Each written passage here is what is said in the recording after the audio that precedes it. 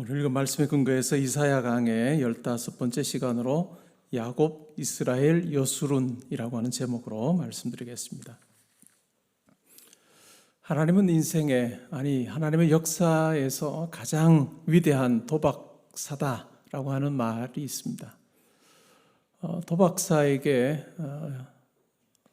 자기가 걸 수 있는 기회가 주어질 때 어디에 주로 걸까요? 그것을 걸었을 때 가장 많은 돈을 따게 되는 곳에 걸겠죠. 저는 경마장에 가보질 않았는데 다녀오신 분들, 재미삼아 다녀온, 사실은 제 둘째 딸이 다녀와서 굉장히 재밌다고 그렇게 해서 야, 너 거기 갔댔냐? 그랬더니 그 이야기를 하더라고요. 그래서 승률을 보고 승률이 높은 말에 걸 때는 돌아오는 배당금이 얼마 안 되는데 승률이 낮은 말에 걸었는데 그 말이 우승을 하면 1등을 하면 배당금을 많이 받는다고 그 이야기를 하더라고요. 그걸 보면서 하나님께서는 우리에게 정말 아무것도 아닌 보잘것없는 우리에게 정말 자기 아들을 거셨고 마침내 그 결과가 우리가 상상도 할 수 없는 그런 많은 사람들이 주의 백성 되게 하시는 그 놀라운 일을 이뤄내신 걸 보면 하나님이 정말로 위대한 도박사다라고 하는 말이 맞는 것 같습니다. 오늘 제목을 보면 야곱, 이스라엘 그리고 여수룬이라고 하는 세 이름이 등장합니다. 야곱에 대해서는 우리가 잘 알고 있죠. 야곱은 창세기에 나오는 이삭이라고 하는 아버지의 둘째 아들입니다. 쌍둥이 중에서 작은 아들이죠. 아브라함의 손자이죠. 야곱은 태어날 때부터 형의 발뒤꿈치를 잡고 나왔습니다. 그 첫 번째 우리에게 보여주는 그 모습을 통해서 야곱이 어떤 존재인가 하는 것을 우리는 짐작해 볼 수 있습니다. 이겨야 되는, 수단과 방법을 가리지 않고라도 이겨야 되는 사람이었죠. 둘째로 사는 그 서러움이 참 컸던 것 같아요. 그래서 결국은 어떻게 합니까? 어떻게 해서든 형의 그 장자권을 빼앗으려고 합니다. 결국 기회가 생겼어요. 사냥 다녀와서 아주 시장해야 하는, 아주 배고파하는 형에게 팥죽을 주면서 장자권을 사는 아주 집요하면서도 치밀한 계획 가운데 속이는 자로 사는, 장자권은 얻긴 했지만 그러나 정작 장자가 받아야 되는 그 기도를 자기가 받을 수 없기 때문에 결국 아버지를 속입니다. 아버지를 속여서 형인 것처럼 하여서 아버지로부터 장자가 받을 그 축복권을 받는, 축복 기도를 받는 그러한 야곱입니다. 외삼촌 라반의 집에 가서도 마찬가지죠. 자기가 사랑하는 그 여인을 얻기 위해서 정말 20년 동안이나 그 외삼촌을 섬기는, 그리고 외삼촌의 그 가축을 기괴한 방법으로 건강한 것은 다 자기 몫으로 돌아오게 하는 그런 그 야곱이었습니다. 그 야곱의 삶을 보면서 우리 인간이 얼마나 속이는 데 능한가, 또 간사한가 라고 하는 것을 우리는 잘 알 수 있습니다. 그러면서 우리의 모습 또한 살펴보게 되는 거죠. 야곱의 모습이 단지 야곱에게만 보이는 모습이 아니라 이 세상을 사는 우리 모두의 한 모습이기도 한 것을 우리가 보면서 깜짝깜짝 놀랄 때가 있습니다. 속이는 자, 간사한 자로서의 야곱, 그것은 이스라엘의 또한 하나의 정체성이기도 합니다. 근데 하나님께서 택하신 그 이스라엘을 그냥 야곱의 자리에만 두지 않으십니다. 야곱의 삶에서 보면 아주 큰 변화가 일어나는 사건이 있었는데 그것이 바로 야복강가에서 하나님의 천사와 씨름하던 그와 같은 때였습니다. 결국은 동이 트려고 할 때 씨름하던 천사가 떠나려고 합니다. 그러자 야곱이 나를 축복해 주지 않으면 떠나지 못하게 하겠다라고 그렇게 계속 끈질기게 붙들고 늘어집니다. 그러자 하나님의 천사가 환도뼈를 칩니다. 큰 부상을 당하게 된 거죠. 그럼에도 끝까지 붙듭니다. 그러자 천사가 말합니다. 하나님의 사자가 내 이름이 뭐냐? 야곱이다 라고 이야기했을 때 더 이상 너의 이름을 야곱이라고 하지 말고 이스라엘이라고 하라라고 그렇게 말씀해 주십니다. 우리말 성경에 하나님과 겨루어 이겼다라고 하는 의미로 이 이스라엘을 설명하지만 이스라엘의 의미는 하나님께서 통치하신다라고 하는 뜻입니다. 이제까지는 자기가 중심이 되어 살았던 삶이죠.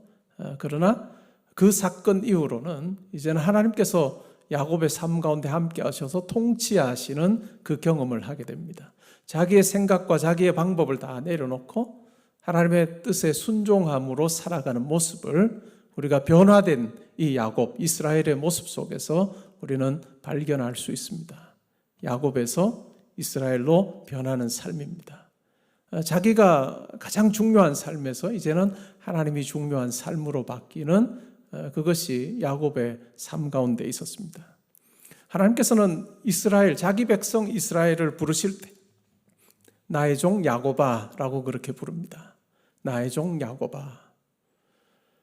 하나님께서 이스라엘을 선택하셨지만 하나님께서 이스라엘 선택하신 이유가 다른 민족들보다, 다른 사람들보다 탁월해서가 아닙니다. 다른 사람들보다 더 도덕적으로 우월해서도 아닙니다. 수가 많아서도 아니고 수도 적고 또 오합지졸의 그와 같은 민족이었지만 하나님께서 그 민족을 자기 백성 삼으십니다. 야곱과 같은 보잘것없는 그와 같은 모습의 그 민족을 하나님께서 선택하셨습니다.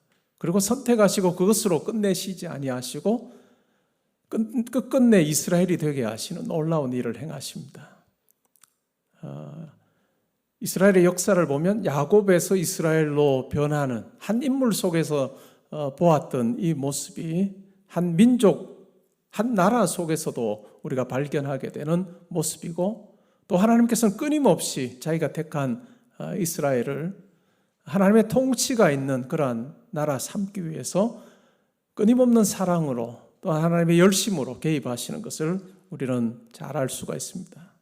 그리고 세 번째 이름이 여수룬입니다. 여수룬이라고 하는 이 말은 의로운 자라고 하는 의미인 것 같습니다. 이 어원이 무엇인지는 명확하지는 않습니다. 그런데 대체적으로 아마 의로운 사람, 의로운 자라고 하는 의미일 것이다 라고 그렇게 이해를 합니다. 신명기 32장과 33장에 등장합니다.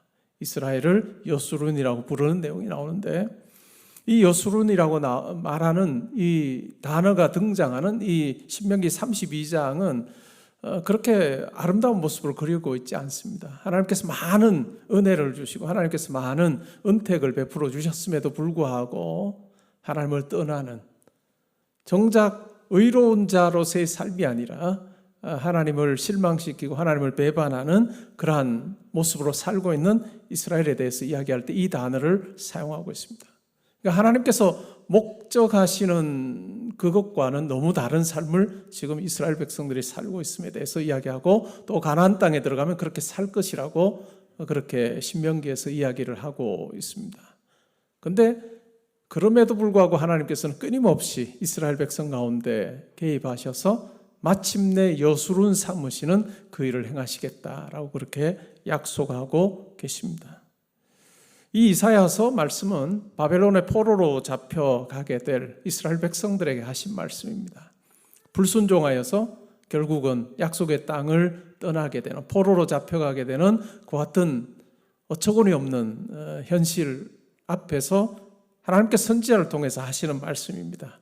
야곱같이 살아서 결국은 약속의 땅에서 쫓겨나게 되는 그러한 삶을 살지만 하나님께서는 그러한 택한 종인 야곱을 그냥 그대로 내버려 두지 않으시고 하나님의 통치가 있는 이스라엘 삼으시고 마침내 의로운 백성 되게 하시고 의로운 자로 삼으시겠다라고 하는 약속이 오늘 우리가 읽었던 이사야 44장 본문에 등장하고 있습니다. 오늘 이 44장의 말씀은 이스라엘의 역사, 가까운 역사, 포로에서 회복되는 그와 같은 내용도 의미하고 있긴 하지만 더 먼 이야기를 하는 것 같습니다. 예수 그리스도를 통해서 하나님께서 어떤 일을 하실 것인지에 대한 이야기를, 꽤 먼 이야기를 하고 있는 장이 바로 44장이라 할 수 있습니다. 이러한 야곱에서 이스라엘로 그리고 여수론으로 가는 이 과정 속에 하나님께서 어떻게 행하시는가라고 하는 것이 오늘 본문에 잘 드러나 있습니다. 1절, 2절에 보면 하나님의 변함없는 사랑이 소개되고 있습니다. 야곱에서 이스라엘로 그리고 여수론 되게 하는 그 과정 속에 하나님의 한없는 사랑, 지속적인 사랑, 하나님의 헤세드가 머물러 있음에 대해서 분명하게 이야기하고 있습니다. 1절에 보면 이렇게 말합니다. 나의 종 야곱, 내가 택한 이스라엘아, 이제 들으라. 너를 만들고 너를 모태에서부터 지어낸 너를 도와줄 여호와가 이같이 말하노라. 나의 종 야곱, 내가 택한 여수로나 두려워하지 말라. 하나님께서 이스라엘 백성들의 불순종에도 불구하고 항상 넉넉한 자비와 또 인애로 이스라엘 백성들을 대하셨습니다. 그래서 너를 만들었고 모태에서부터 내가 지어낸 너를 도와줄 거다라고 그렇게 분명하게 말씀하고 있습니다. 그러면서 두려워하지 말라라고 그렇게 말씀하고 계십니다. 이 말씀은 이스라엘에게도 이스라엘을 향한 말씀이기도 하고 또 오늘 우리를 향한 말씀이기도 합니다. 때로 우리의 모습을 보면 야곱과 같은 모습으로 머물러 삽니다. 어떻게 해서든 내가 하나님으로부터 뭔가를 얻어낼 것이 없는가 생각하는, 하나님은 나를 도와주셔야 되는 분이라고 하는 그 생각 가운데 때로는 우리가 사는 그 형편에서 머물러 사는 경우도 있습니다. 그러다가 하나님을 만나게 되고 은혜를 체험하게 되면 이스라엘의 삶을 살게 되죠. 하나님의 통치가 있는 삶을 살게 됩니다. 야곱에서 이스라엘로 바뀌게 되면 많은 것이 바뀝니다. 그러니까 교회에 출석을 하는 것, 직분을 받는 것, 이것보다도 더 중요한 것이 있다면 내가 이와 같은 경험이 내 삶 가운데 있는 거예요. 야복 강가에서 야곱이 여호와의 사자와 씨름의 함으로 결국은 자기를 그 앞에서 굴복하고 자기를 내려놓고 하나님의 통치 앞에 자기의 삶을 내어 맡기는 그런 어떤 결단에, 아니 하나님의 어떤 강한 개입을 경험했는가 아닌가, 그것이 참 중요합니다. 이 과정 속에 하나님께서 우리를 만들어 가시는 그것을 경험하게 될 때 우리는 1절, 2절에 하나님께서 선지자를 통해서 하시는 이 말씀이 바로 나를 향해서 지금 하고 계시는 말씀이구나 하는 생각을 우리는 하게 됩니다. 우리가 말씀을 읽을 때 말씀을 잘 이해하는 것도 중요합니다. 그 당시의 문맥 속에서 이것이 어떤 의미를 가지는가 하는 것도 참 중요하지만 그것에서 그친다면 말씀은 정말로 영원한 하나님의 말씀으로서의 그 가치를 정말 조그마한 부분밖에 하지 못할 것입니다. 결국은 이 말씀이 하나님께서 나에게 주시는 말씀으로, 내 영혼에 주시는 말씀으로, 내 삶에 주시는 말씀으로까지 확장될 때 우리는 이 속에 우리에게 말씀하신 하나님을 우리가 만나게 될 때 그냥 두려워하지 말라고 하시는구나 라고 하는 차원이 아니라 나에게 두려워하지 말라고 하시는 그 하나님을 내가 만나게 되고 그분이 주시는 위로와 또한 평강을 누리게 되는 것입니다. 그러니까 지속적인 하나님의 사랑이 이스라엘에게도 머물러 있었던 것처럼 우리 삶에도 머물러 있다라고 하는 것을 여러분들이 다시 한 번 더 확신하게 되면 좋겠습니다. 그 다음에 두 번째가 뭐냐면 3절에 보시면 나는 목마른 자에게 물을 주며 메마른 땅에 시내가 흐르게 하며 나의 영을 내 자손에게 나의 복을 내 후손에게 부어준다 라고 이야기합니다. 하나님의 변화의 역사는, 하나님의 회복의 역사는 도덕적으로 뭔가를 가르쳐서 일어나는 변화가 아닙니다. 하나님의 영을 부어주심으로 일어나는 변화입니다. 우리가 구약 성경과 신약 성경을 비교할 때 확연한 차이가 있다면, 다르게 말하면 새 언약과 옛 언약에 확연한 차이가 있다면 옛 언약 하에서는 하나님의 율법을 가르치는 것입니다.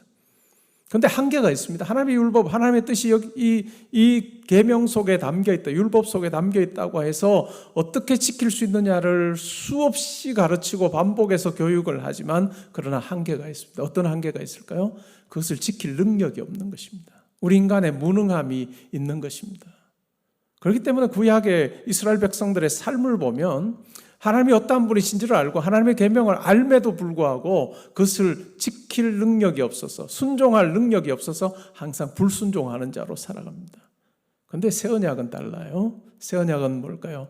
예레미야 31장 31절 이후에 나오는 그 내용을 보면 내가 내 영을 내 마음속에, 내 법을 내 생각 속에, 내 마음 속에 기록해 주겠다라고 하시면서 하나님의 영을 부어주심으로 이제는 우리가 머리로 알아서 하나님의 뜻이 무엇인지를 깨닫는 그 정도의 차원이 아니라 하나님의 영을 우리 가운데 부어주심으로 우리가 하나님의 뜻을 알고 또한 하나님의 영이 우리에게 그것을 지킬 수 있는 능력을 허락해 주심으로 우리가 하나님의 뜻에 순종하며 살아가는 우리의 내면에서부터 일어나는 그 변화에 대해서 이야기를 하고 있습니다.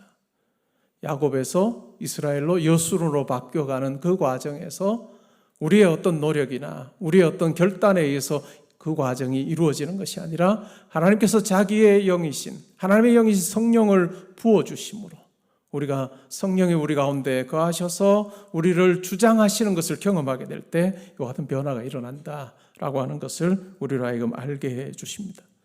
신약 시대에 아주 생생하게 오순절 성령 강림 사건을 통해서 하나님의 영이 사람들에게 부어질 때 어떤 변화가 일어나는지 벌벌 두려워 떨었던 제자들이 또 내가 너보다는 훨씬 더 크다라고 자기 주장을 했던 그들이 이제는 하나님의 영이 그들 가운데 임재하게 될 때 하나님의 영이 그들을 사로잡게 될 때 누가 누구보다 더 크냐가 중요하지 않고 내가 예수 그리스도의 복음을 전하게 됐을 때 내 목에 칼이 들어오는 그것이 두렵지 아니하고 담대히 많은 협박과 핍박 앞에서도 담대히 복음을 전했던 많은 제자들의 사도들의 모습, 변화된 모습을 통해서 하나님의 영이 지배할 때의 삶이 어떤 것인가를 우리는 잘 알고 있습니다. 바로 이와 같은 과정의 변화 속에 하나님께서 주도권을 가지고 자기의 영을 부어주시는 것을 통해서 그와 같은 일이 가능하게 해주신다라고 하는 것을 이야기하고 있습니다. 그리고 3절에도 이야기된 것처럼 나의 복을 내 후손에게 또한 내 자손에게 주는 이것을 통해서 하나님께서 아브라함에게 하셨던 그 약속이 하나님께서는 그냥 시건하는 하나님이 아니시라 그 약속을 끝끝내 이루시는 이스라엘의 불순종에 불구하고 하나님의 뜻에 따르지 않은 그와 같은 많은 일들이 있음에도 불구하고 하나님께서는 아브라함과 하셨던 그 약속을 마침내 이루시고 그래서 한 민족이 되게 하시고 결국은 바벨론의 포로로 잡혀갔던 그들을 다시 돌아오게 하시는 그 일을 행하실 뿐만 아니라 때가 되었을 때 하나님께서는 자기 아들을 이 땅에 우리와 같은 모양으로 보내셔서 우리를 대신하여 십자가에 죽으심으로 우리가 예수 그리스도를 믿을 때 고백할 때 하나님의 자녀가 되고 천국 백성이 되는 참 놀라운 은혜를 입게 하시는 그래서 예수 그리스도 안에서 많은 거룩한 백성들이 또한 후손들이 생겨나게 되는 놀라운 일을 행하셨다는 것을 우리는 잘 알고 있습니다. 아브라함 한 사람으로부터 시작했던 그 하나님의 놀라운 약속이 시간이 흐르면서 정말 많은 사람들이 예수 그리스도 따르는 자 되고 하나님을 아버지라고 고백하게 되는 새 언약 백성으로 살게 하시는 그 놀라운 하나님의 섭리가 있었다는 것을 우리는 기억할 필요가 있습니다. 그리고 4절 5절에 보면 두드러진 특권을 부어주심에 대한 내용을 우리가 살펴볼 수 있습니다. 그들이 풀 가운데서 솟아나기를 시냇가의 버들같이 할 것이라. 시냇가의 버들처럼 많이 솟아나는. 그래서 한 사람은 이르기를 나는 여호와께 속하였다 하고 또 한 사람은 야곱의 이름으로 자기를 부르고 또 다른 사람은 자기가 여호와께 속하였음을 그의 손으로 기록하고 이스라엘의 이름으로 존귀 여김을 받게 되는 이러한 하나님의 일하심을 경험한 자들이 내가 하나님께 속한 자다라고 아주 담대하게 선포하고 또한 그들의 삶을 통해서 3절에서 이야기하는 것처럼 하나님께서 행하셨던 마른 자에게 목마른 자에게 물을 주고 마른 땅에 시내가 흐르게 하는 이와 같은 복의 통로로서의 삶을 살게 하시는 하나님의 놀라운 특권 부어주심에 대한 이야기를 오늘 이사야 선지자는 하고 있습니다. 그럼 왜 이러한 모습으로 이러한 원리를 가지고 지속적인 사랑과 영을 부어주심으로 또한 성도를 후손을 많게 하시고 또 두드러진 특권을 부어주시는 이와 같은 방식으로 야곱이 마침내 여수론 되게 하는 이와 같은 일을 행하시는 이유가 뭘까라고 하는 부분에서 이어지는 구절에서 우리가 읽지는 않았지만은 이어지는 구절에서 분명하게 이야기합니다. 8절에 보면 이렇게 말합니다. 너희는 나의 증인이라. 너희는 나의 증인이라. 우리의 삶에서 우리는 분명히 하나님의 증인이라고 하는 생각을 가지고 우리는 살아야 합니다.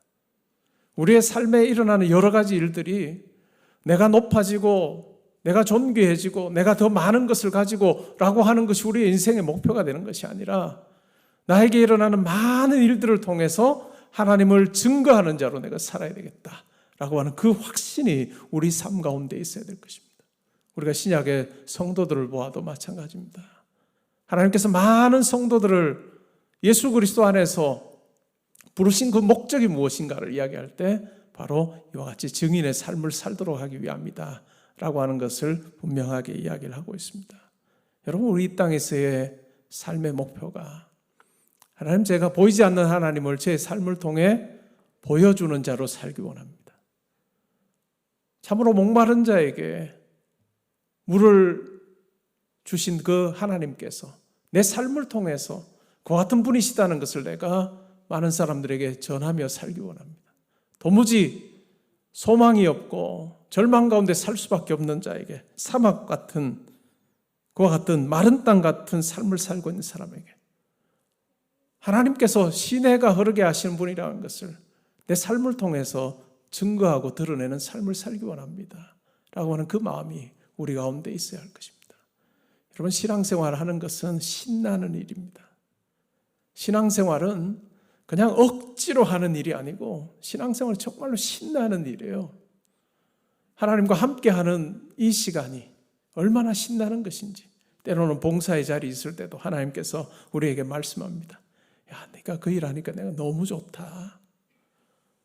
때로는 찬양대에서 찬양할 때, 또 추운 날에 주차 봉사를 할 때, 대학볕에 땀 뻘뻘 흘리며 주차 봉사할 때, 또 구제위원회 섬길 때, 또 아이들, 요즘에 아이들 말 잘 듣죠?